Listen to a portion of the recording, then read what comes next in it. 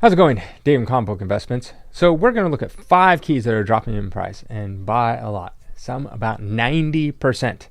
And also, you might recognize this channel is familiar to you, but it's actually a new channel. I'm doing more of this kind of stuff on this channel now, which is Comic Book Investments Unhinged. So if you haven't subscribed, because you might think you're already subscribed, actually subscribe to this channel, like this video, tell everyone you know, including your dogs. I love it when dogs subscribe to my channel. It's probably my favorite thing. But tell your dogs, aunts and uncles, to subscribe to this channel because they may think they're already subscribed to me, but that's my other channel. This is a new channel.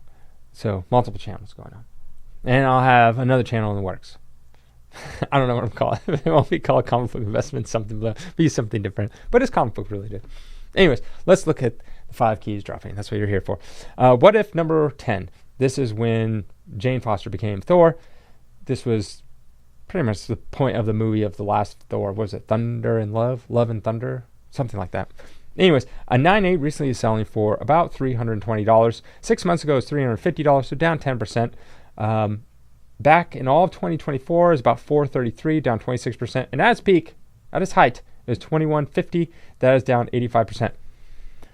Now, this looks like it's kind of stabilized a little bit. It had a little jump up in 2024, but it's back down. $320 for this type of book, it seems about right.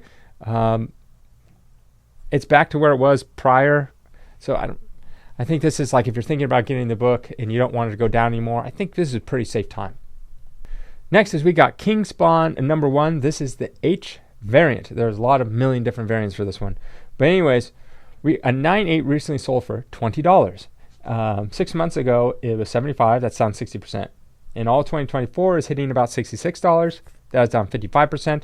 And then its peak, it was selling for $180. That's down 83%. So usually a lot of these times, these books will come out of the gate and they go for a lot. But then as time goes on, they settle down. $20 seems a bit low for a 9.8. I'm going to guess that that's just a very low price. It shouldn't be that low. It should probably be what the 2024 average was, around $50-$60. Batman Beyond number 1.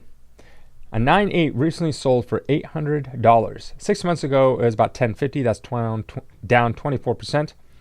In all 2024, it was $1070, so down 25%, about the same.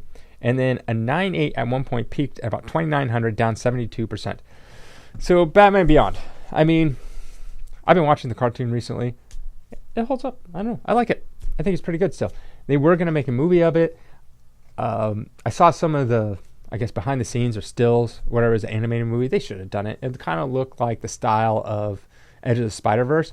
And they should have maybe they're thinking like, oh, we don't want to copy. But, I don't know. I think the style and the lighting is very cool, especially when he's in the bat plane and it's all black and then he's all red. I think it looks really cool. So I think they could do a good job. I hope they bring him back in some capacity. But nonetheless, I mean, I'm looking at the last, basically the last year or so. It's pretty much been about stable. It's much higher than it was prior to the comic boom, that's for sure. It's up quite a bit from there. So could it go down? Maybe it could go down, but I think just a little bit. Next is we got Batman 92. This is the variant edition. A 9.8 recently sold for $99. 6 months ago it was $115, down 14%. In all 2024 it was hitting $118, down 16%. And then at its peak, out of the gate, it was $475, down about 80%. So yeah, this one got hit massively hard. I mean, out of the gate, people were paying $475 for this book. And then ever since then, it just kind of did a quick drop, steady decline, and then just kept on dropping. $99 for this book in a 9.8. Honestly, I think this could go down a little bit more. I mean, the good thing it has going for it, it is part of the Batman series, so people that want to collect the Batman series will have to get this one, especially if you want the variant. But they make so many variants. It's so hard to keep track. Last is we got Thor 337, first appearance of Beta Ray Bill. A 9.8 recently sold for $234. 6 months ago it was $356, down 34%. In 2024 it was selling for about $365, down 36%. And then at its peak, selling for $1,700, down 86%. So I think this 234 is kind of low, personally. I think it was just a low number. That happens. Sometimes things just go cheap. But It's dropped quite a bit. I mean, there's no real movie and TV show news, but the character itself. Also, I think it's the first time that Walt Simonson started on Thor, if I'm not mistaken. I'm pretty sure. Pretty sure. Almost. I would say I'm like 95% sure. I'm sure someone in the comments will blast me if I'm wrong, but then everyone in the comments will say, "You're right, David," if I'm right. So I'm taking that chance. Nonetheless, it's a good run by him, and people really love it, especially that, early to mid 80s Thor. He has a very unique style. I like his style a lot, actually. He actually signs his name because he wants to make it look like a dinosaur. That's true. That's fact from him. Basically, if you took his signature and turned it on sideways, he says it kind of looks like a dinosaur with a tail and back and all the head and whatever. But that's how he tried to make it look. So I like his art style a lot. I think it's very unique.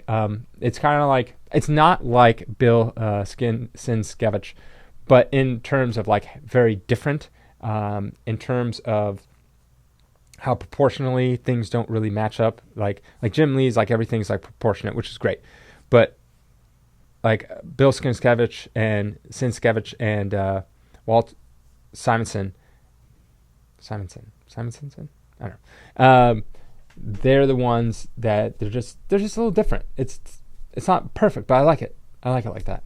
And yeah, I don't know, something appealing about it. More abstract, I guess.